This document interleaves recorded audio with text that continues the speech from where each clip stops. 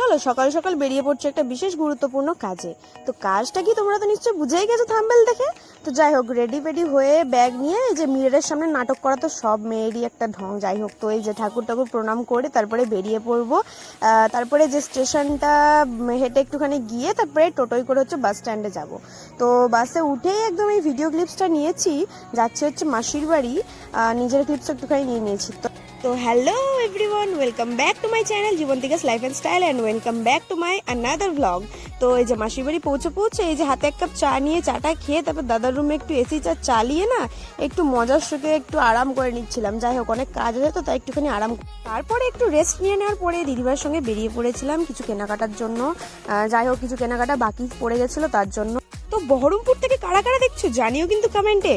তারপরে চলে এসেছিলাম একটা কেকের শপে। যাই হোক, ওই বেলুন টেলুন নানান রকম জিনিস ছিল তো সেগুলো কেনার জন্য। তারপর রাস্তা যেতে যেতে দেখি একটা সুন্দর দোকান বসিয়েছে একটা লোক। তো এই গোচ্ছা গোছা ফুল ছিল, একদম সুন্দর গোলাপ। তো যাই হোক, সেখানের গোলাপটা খুব একটা ভালো লাগেনি যদিও। তারপরে আরেকটা দোকানে এসে যে বড় বড় গোলাপগুলো নিয়েছিলাম, তারপরে 2 কাপ চা নিয়ে বসে গেছিলাম। চাটা খাওয়া শেষ করে আমরা এই যে বার্থডে সব কিছু রেডি করে দিয়েছিলাম, আর যেটা হচ্ছে cake.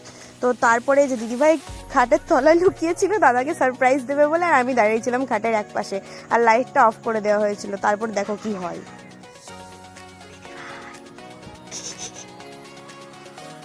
A few minutes later.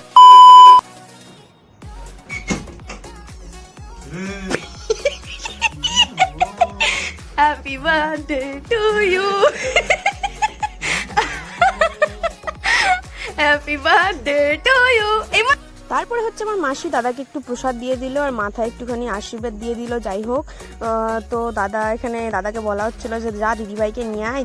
দাদা ভাবছে দিদিভাই আসেনি, আর দিদিভাই তো লুকিয়েছিল খাটের নিচে। তো দাদা এখানে খুব মানে চ্যাটিং ফ্যাটিং করছিল, এই করছিল। তারপরে দিদিভাই টুক করে বেরিয়ে বলছে হ্যাপি বার্থডে। একটু ভালো করে দিতে হয়, ভালো করে বলতে হয়। ও বাবা গো, টুরুলা, ও মাই গড,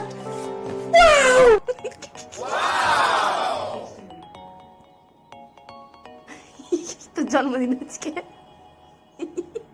তোর কত বছর হলো দাদা? 31। ও বাবা গো, বুড়োর আজকে জন্মদিন।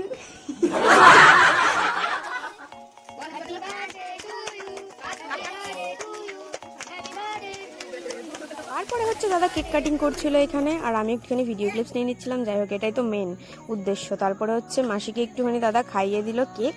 তারপরে হচ্ছে দিদিভাইকে একটুখানি খাইয়ে দিল। তারপর দিদিভাই একটুখানি খাইয়ে দেবে দাদাকে, আর গালে একটুখানি মাখিয়ে দেবে।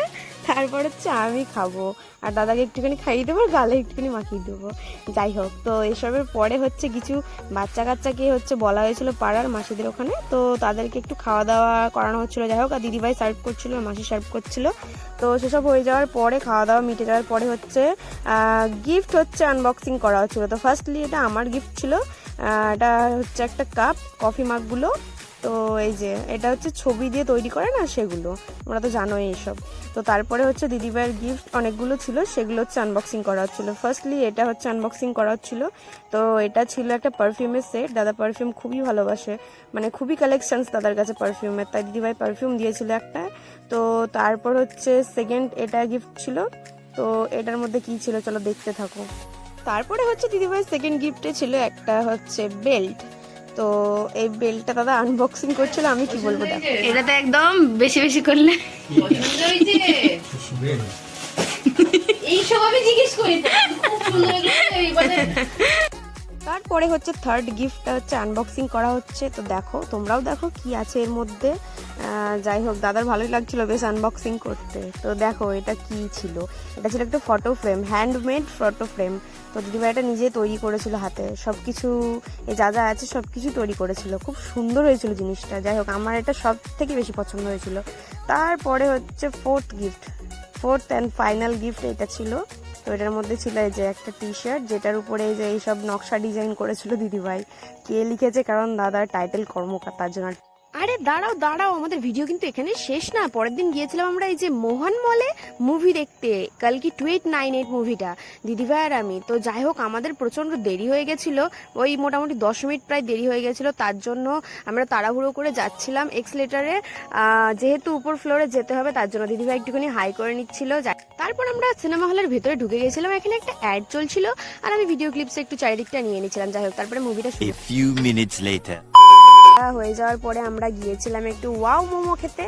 তো এই যে এগুলো দেখছিলাম কোনটা কি অর্ডার করব না করব। যাই হোক, তো তারপরে চলে গিয়েছিলাম আরো একটা দোকানে, সেখানে হচ্ছে চিকেন চাউমিন খেতে গেছিলাম আমরা দুজন মিলে। দিদিভাই একটুখানি চিজ করে নিল। তারপরে এই যে গ্যারেজ থেকে গাড়িটা নিয়ে চলে যাবো বাড়ি। তো দেখা হচ্ছে আবার পরের ভ্লগে, বাই।